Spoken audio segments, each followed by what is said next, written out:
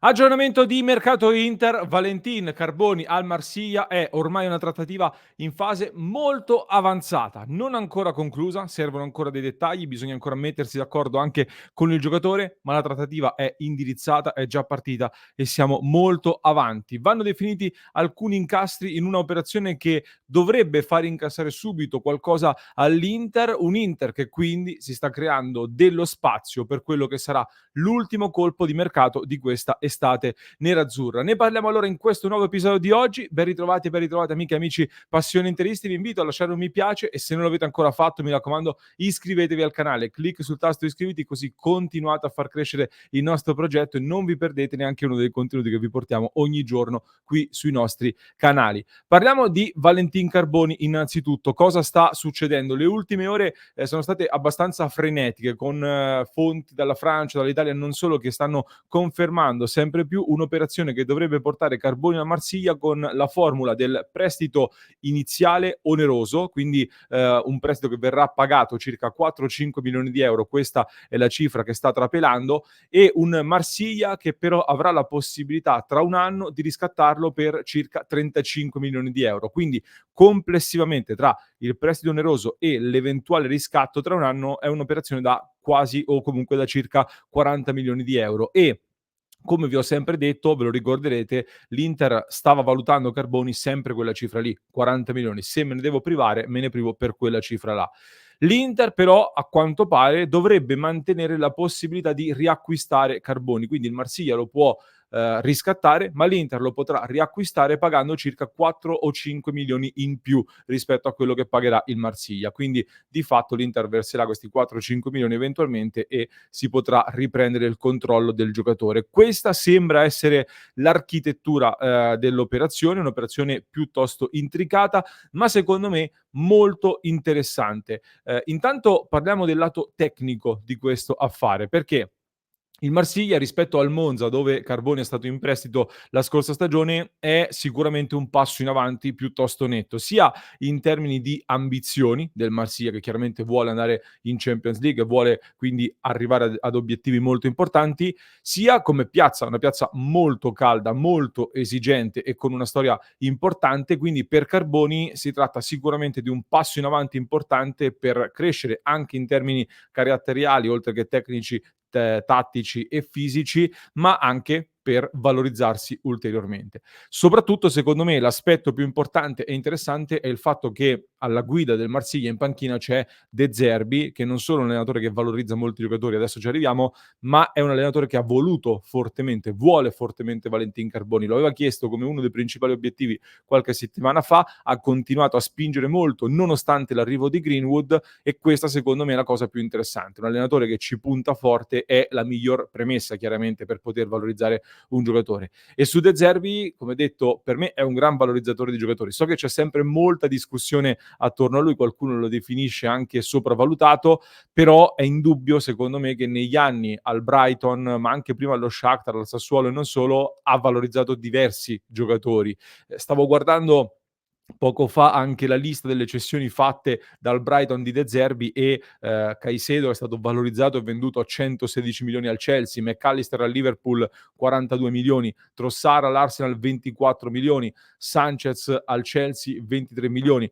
Poi certo le cifre in Premier League sono sempre un po' ritoccate verso l'alto, ma anche al Sassuolo lo Shakhtar aveva fatto molto bene, quindi è fuori da ogni dubbio secondo me che togliamo magari quella ipervalorizzazione della Premier League, quindi abbassiamo un po' quelle cifre dai reali valori, ma comunque i valori, i giocatori li ha valorizzati, soprattutto quando sono talenti e secondo me soprattutto quando sono talenti offensivi e di qualità. È lì che De Zerbi può aggiungere del valore, secondo me. Quindi è un contesto potenzialmente ideale per Carboni, che ricordiamolo è soltanto un 2005, quindi si può lavorare ancora molto e c'è ancora molto margine da scoprire ancora.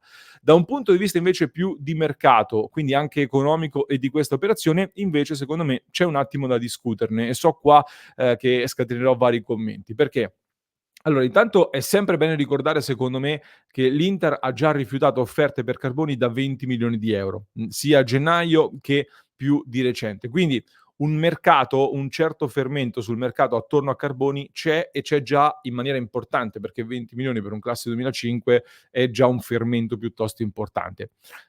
Con questa formula che il Marsiglia sta strappando, però, secondo me è diciamo, è un vantaggio per l'Inter, perché ne mantiene il controllo, come detto, ma lo stesso Marsiglia è diciamo più invogliato comunque a valorizzare il giocatore rispetto a quanto magari non lo fosse il Monza l'anno scorso, che lo aveva soltanto in prestito. Quindi magari il Monza ha avuto meno interesse a valorizzare un giocatore non suo, mentre il Marsiglia qua è sicuramente molto molto invogliato a farlo crescere, anche perché hanno poi la possibilità di riscattarlo a delle cifre così importanti e poi se lo riscattano a quelle cifre, o si ritrovano un giocatore in rosa che a 20 anni vale 40 milioni, quindi un giocatore importante con soli 20 anni, oppure l'Inter può controriscattarlo e quindi il Marsiglia va subito a guadagnare. Intanto si è goduta il giocatore per 1 anno e poi nel frattempo tra 1 anno lo riscatta, l'Inter lo controriscatta e loro guadagnano da questa operazione. Di fatto si vanno a coprire anche tutte le cifre, del prestito oneroso che vanno a pagare se sono confermate.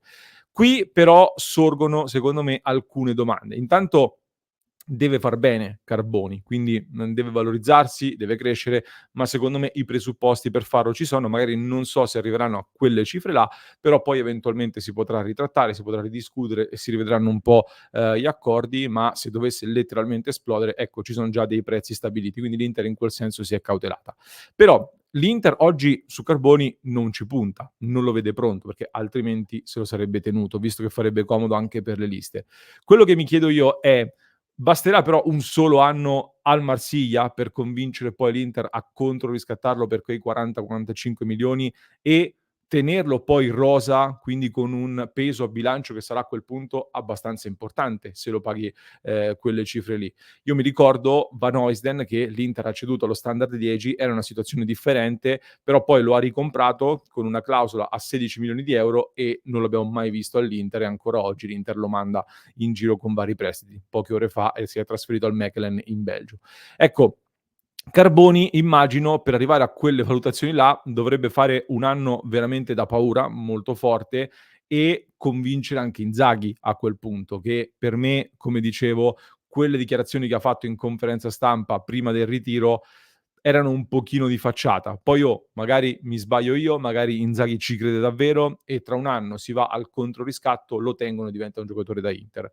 Vediamo. Ma dall'altro lato faccio anche una estremizzo ancora di più. Se fa un anno veramente da paura e già oggi comunque ci sono delle valutazioni attorno a queste cifre qua, non voglio esagerare, però mi viene da dire, viste le valutazioni che girano in questo momento, rischia di diventare un giocatore anche da molto più di 40 milioni di euro addirittura.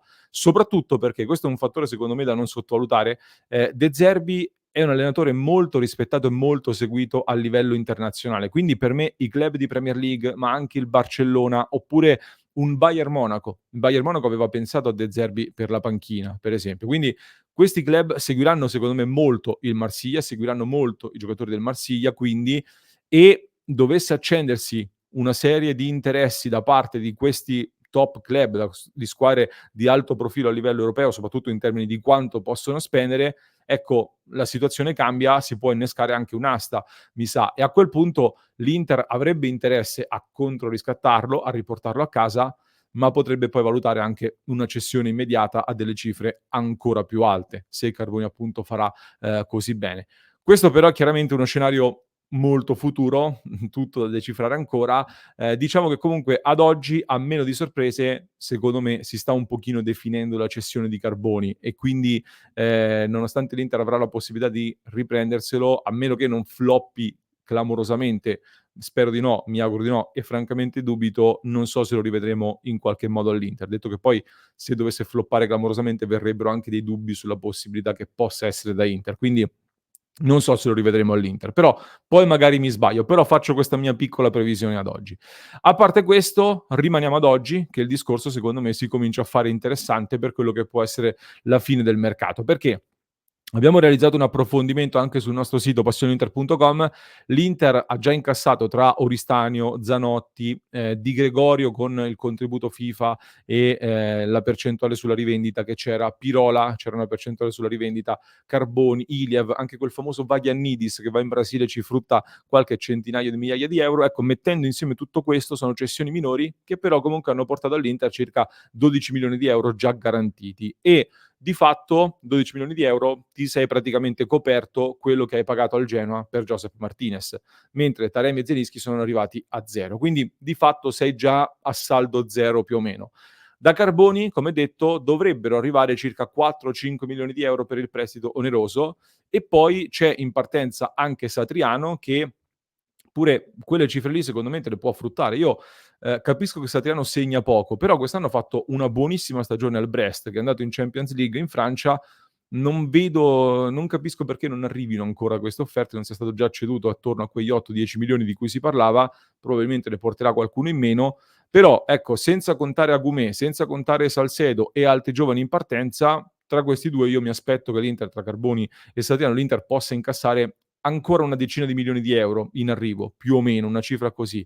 E una cifra che, guarda caso, corrisponde più o meno a quei 10 milioni di euro che nei giorni scorsi sono emersi come possibile accordo con il Genoa per prendere Gudmundsson, cioè 10 milioni di euro subito per il prestito oneroso, cifra molto alta, e il riscatto poi all'anno prossimo ad una cifra da concordare. Sarebbe una sorta di compromesso che Inter e Genoa potrebbero raggiungere, con il Genoa che ha bisogno di incassare subito e l'Inter che invece ha bisogno di rimandare l'acquisto definitivo dell'islandese, ma coprirebbe l'esborso del prestito immediato appunto con queste 2 operazioni. Quindi nei fatti potremmo anche dire che tra prestito oneroso, riscatti e queste formule qua, Carboni di fatto ripaga Gudmundsson all'Inter, se tutto va in porto e se tutto si completa così. E qui so già che si scateneranno un bel po' di commenti, ci sarà una grande discussione, quindi poi vi aspetto.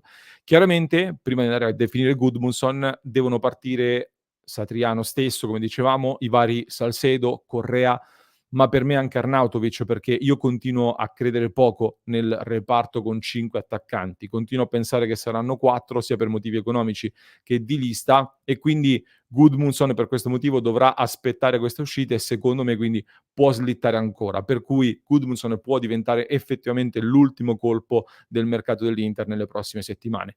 Nel frattempo però un altro colpo serve, perché l'Inter lo ha detto, vuole prendere un difensore e quindi secondo me a questo punto, per come si stanno incastrando le cose, si cercherà di individuare un nuovo difensore ad impatto zero nell'immediato o quasi, oppure magari se arriva qualcosa anche da una cessione di Camatè, che è un altro profilo, può essere quello che va a coprire un esborso per il difensore. E sul tema difensore, visto che lo abbiamo citato, voglio aggiungere anche questo, perché so che sarò impopolare e quindi voglio scatenare un po' di commenti. Per me oggi l'Inter ha bisogno di un tappabuchi per completare la difesa, perché Inzaghi si fida di Acerbi e De Vrij e quindi serve un tappabuchi. E a queste condizioni per me non prendere Riccardo Rodriguez può essere considerato un errore. Per me è un errore non andare su Riccardo Rodriguez in questo momento, perché per esperienza, per qualità è il profilo giusto da mettere lì a fare il vice Bastoni e a livello di costi ti impatta praticamente 0 per 1 anno solo, cioè un contratto di 1 anno che in gran parte viene ripagato da quello che ti torna dalla FIFA come indennizzo per l'infortunio di Buchanan, per me è un errore non prenderlo. Poi alcuni mi diranno: "Però servono dei difensori anche in vista dell'anno prossimo, perché dovrai cambiare la difesa anche l'anno prossimo, quindi potresti portarti avanti oggi prendendo qualcuno che puoi valorizzare." Sono d'accordo, ma l'Inter secondo me dei giocatori da poter valorizzare li ha già e poi soprattutto ad oggi la linea mi sembra, andiamo a prendere un difensore da valorizzare, ma deve essere prima di tutto un'opportunità economica più che tecnica. Cioè l'Inter è andata su Cabal perché piaceva da un punto di vista tecnico, ma avevano pensato di fare un affare soprattutto economico, pagandolo poco o 0 quest'anno e poi ripagarlo l'anno prossimo. Quindi giocatore da valorizzare sì, ma prima di tutto deve essere un'occasione di mercato. Quindi secondo me le valutazioni saranno prima economiche che tecniche e allora mi viene il dubbio che ci possa essere il rischio di prendere qualcuno perché è giovane e perché costa poco, senza individuare quello che è il vero giocatore su cui voler puntare. E allora A questo punto, secondo me, tanto vale eventualmente tappare con Rodriguez e un anno e intanto ti porti avanti con i lavori per l'anno prossimo. Non ti vincoli con un giocatore di cui magari oggi non sei troppo convinto, ti porti avanti, ti lasci dello spazio per l'anno prossimo e l'anno prossimo vai a scegliere un giocatore che ti piace di più, soprattutto dal punto di vista tecnico, oltre che quello economico. Prendi quello che vuoi davvero, anche perché in scadenza nel 2025 ci sono tanti difensori interessanti e non solo giocatori esperti over 30 che Oaktree sembra non voler prendere più. Quindi attenzione a questo incastro. So di essere impopolare come dicevo, per cui aspetto i vostri commenti, li leggerò poi nella diretta delle 19:30, così scateniamo un po' di discussione. Vi ricordo di entrare a far parte del club di Passione Inter. Ragazzi, stiamo per lanciare delle novità su www.passioneinter.club. Scaldiamoci per la nuova stagione, vi aspettiamo per vivere un'altra grande stagione con noi nel club di Passione Inter. Vi lascio con un altro approfondimento che trovate in descrizione per chi ci ascolta in podcast, mentre per chi ci segue da YouTube vi basta cliccare qui.